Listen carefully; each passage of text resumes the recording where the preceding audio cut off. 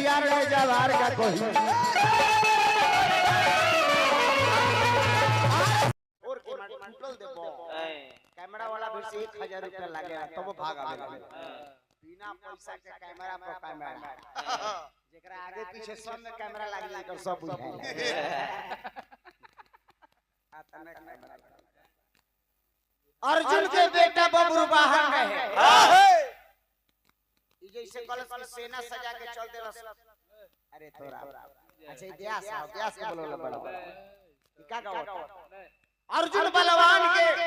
मन रहे कि हमारा से कोनो बड़ियार के धरती पर नहीं हमारा से वीर कोनो नहीं थे ए बात के भगवान कन्हैया जानले कि अर्जुन इतना सोच ले कि हमारा से कोनो वीर नहीं थे एकरे एगो बेटा बा जेकर नाम बबरू वाहन है चले कर घमंड तोड़वा दे महाभारत की कहानी अर्जुन बलवान सीना तान के चलल बा हाथ में बाण साथ सेना सजाई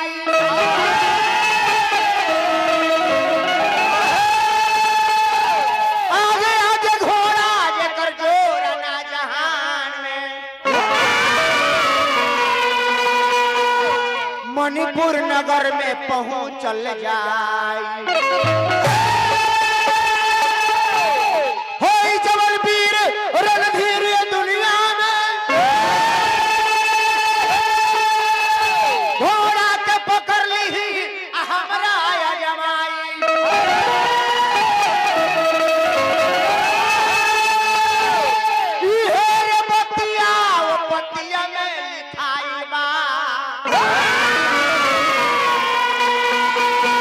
अर्जुन के बेटा ले लस घोड़ा बिलमा पढ़ल सपाती त छाती जुड़ाई चिन्हल स घोड़ा त गईले हरसाई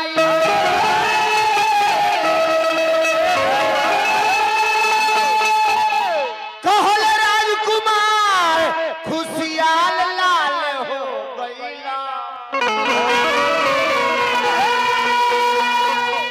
बाप के शरण में आके सिर के नवा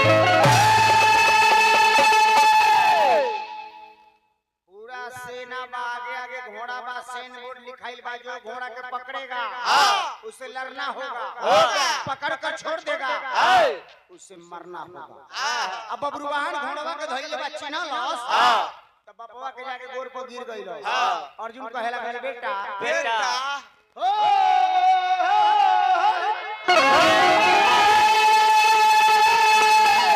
देखो ले बेटौआ के अर्जुन लाचार रे जवार का कही रे जवार का कही बेटा हो गई है गवार रे जवार का कही तब बेटा हो गई है गवार रे जवार का बेटा हो गई है गवार रे जवार का कही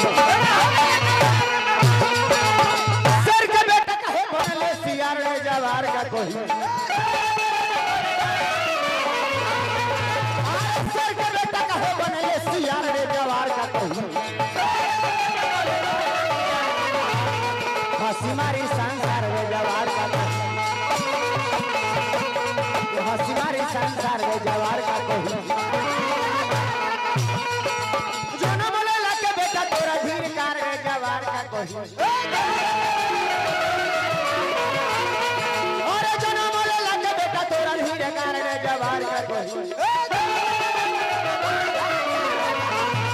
हाथ ले ले हथियार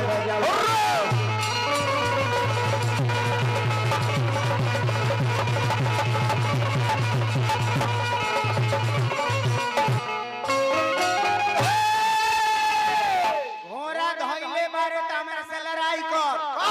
अब बेटा कहता रे एगो हमारा बेटा रहे अभिमन्यु जेकरा के वीर गति के प्राप्ति मिलल 6 गो गेट तोड़ देले रहे 7वां गेट पर यदि छलना भई रही त 7वां गेट के भी बेटा हमार तोड़ देले रही तू बेटा है माई के नाम का हो कहिए तर माई के हमरा से बियाह भई रहे के कहलस के अर्जुन अपना बेटा बबड़ू वाहन से बबड़ू वाहन रहेगो बेटा असली